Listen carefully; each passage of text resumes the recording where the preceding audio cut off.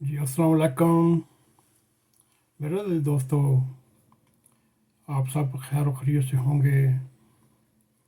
آج ہم آپ کے لیے ایک اور مضمون پی ٹی آئی کی بربادی لے کر آپ کے سامنے آ رہے ہیں۔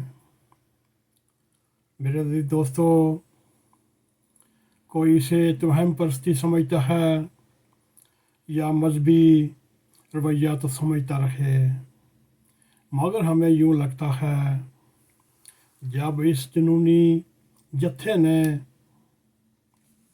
اپنی بربادی کا فیصلہ اسی دن کر لیا تھا جس دن اس جنونی جتھے نے اپنے ایک سٹیج کے اوپر سے سرور دو عالم صلی اللہ علیہ وسلم کے مقدس والدین کی توہین کی۔ میرے عزیز دوستو، شاید یہ بھی آپ نے درگزر کر دیا ہوگا، مگر اس جنونی جتھے کی خوش قسمتی یا اس کا خوف کہ کئی بار بے ادبی کے کئی واقعات آپ کے سامنے آتے رہے، مگر کسی نے نوٹس نہ لیا، نہ اس کی گرفت کی۔ میرے عزیز دوستو، صادق اور امین ایک ایسی اصطلاح ہے، ایک ایسا ٹائٹل ہے، ایک ایسا لقب ہے جو آپ صلی اللہ علیہ وسلم کے لیے استعمال ہوتا ہے۔ جب اس مقدس لقب کو ایسے لوگوں پر تھوپ دیا جاتا ہے جس کا ماضی سب کے سامنے عیاں ہے، تو نہایت ہی افسوس کی بات کہیں سے بھی اس کی مذمت کی بات نہ اٹھی۔ افسوسناک بات یہ ہے، دینی جماعتیں بھی، دین کا علم رکھنے والے حلقے بھی کم و بیش ان واقعات پر خاموش رہتے ہیں۔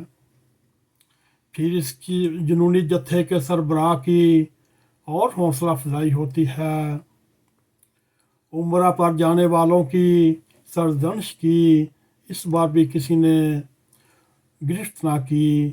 پھر اسی سٹیج سے کہا گیا کہ قبر میں پوچھا جائے گا اس کا ساتھ دیا یا نہیں۔ الفاظ میرے عزیز دوستو ہو سکتے ہیں مختلف ہوں، مگر مفہوم جو یہی ہے۔ تب بھی کسی عام آدمی یا مذہبی حلقوں نے اس پر گرفت نہ کی۔ پھر پارٹی کے سربراہ نے جہاد کے اصطلاح کو بھی بار بار استعمال کیا، تب بھی مذہبی طبقات، مذہبی فرقہ جات نے عوام کی رہنمائی نہ کی اور اس دعوے کی تائید اور تردید نہ کی۔ اس طرح یوں اس کے حوصلے بڑھتے گئے، یہاں تک اس پارٹی کے ایک سٹیج کے اوپر ایک بچے کے منہ سے جان بوجھ کر یہ بات کہلوائی گئی جس کا کوئی سوچ بھی نہیں سکتا، نہ ہی کسی کے ذہن میں آ سکتا ہے۔ ایک تماش بین، ایک یاش، ایک پلے بوائے کے والدین کو میرے منہ میں خاک اس ہستی کے والدین کے ساتھ جا ملایا جس ہستی کا کوئی ثانی نہیں اور نہ ہی تا قیامت ہوگا۔ انا للہ و انا الیہ راجعون۔ تاریخ میں کیسی کیسی شخصیات گزریں، عظیم اور مقدس شخصیات جنہوں نے راتیں عبادت میں گزاریں، دن خدا کے راستے کی جد و جہد میں گزارے۔ کچھ نے جنگی مار کے سر انجام دیے، کچھ نے علم کے راستے ایسے نقوش پا چھوڑے جو قیامت تک جگ بھڑکاتے رہیں گے۔ خالد بن ولید، ابو عبیدہ بن جراح اور حضرت عمر بن عاص جیسے فاتحین، صلاح الدین ایوبی، سلطان محمد فاتح جیسے زماں جنہوں نے مسلمانوں کا کھویا ہوا وقار واپس لیا، باپ جعفر صادق جن کے سامنے امام ابو حنیفہ رحم اللہ دانوے تلمذ بیٹھتے، امام احمد بن حنبل جو عظمیت کی مثال تھی، عمر بن عبدالعزیز جنہیں رائے حق پر چلنے کی پاداش میں زہر دیا گیا۔ میرے عزیز دوستو، یہ تھی وجوہات پاکستان تحریک انصاف کی بربادی کے۔ اور بھی بہت وجوہات ہو سکتی ہیں، مگر جب ان وجوہات کو گہرائی میں جا کر دیکھتے ہیں، پاکستان کی 25 کروڑ عوام پر بھی رحم آتا ہے، اور 25 کروڑ عوام کی رہنمائی کرنے والے محترم مذہبی طبقات پر بھی رحم آتا ہے۔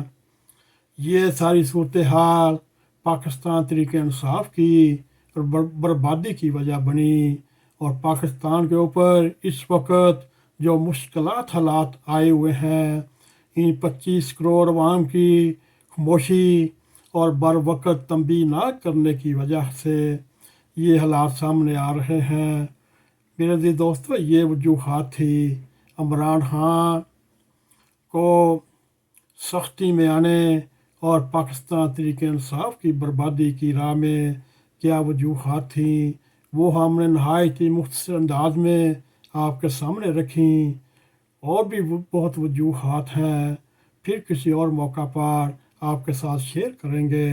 میرے عزیز دوستو، اگر آپ کو ہمارا یہ پروگرام پسند آئے، اس کو لائک بھی کریں، اس کو شیئر بھی کریں، کمنٹ سیکشن میں جا کر اپنا نظارہ خیال کرتے ہوئے N.a.q TV 4 کو سبسکرائب کریں، اور جاتے جاتے بیل آئیکن کو کلک کریں، تاکہ ہماری تازہ ویڈیو آپ تک پہنچتی رہیں، اور تحریک انصاف کی تباہی و بربادی کے لیے دعائیں کریں۔ جو انہوں نے ایسے ایسے گناہ کیے، وہ آدمی سوچ نہیں سکتا۔ اس کو صرف اللہ تعالیٰ ہی درگزر کر سکتا ہے، اور اللہ تعالیٰ ہی رحم کر سکتا ہے۔ السلام علیکم ورحمۃ اللہ وبرکاتہ۔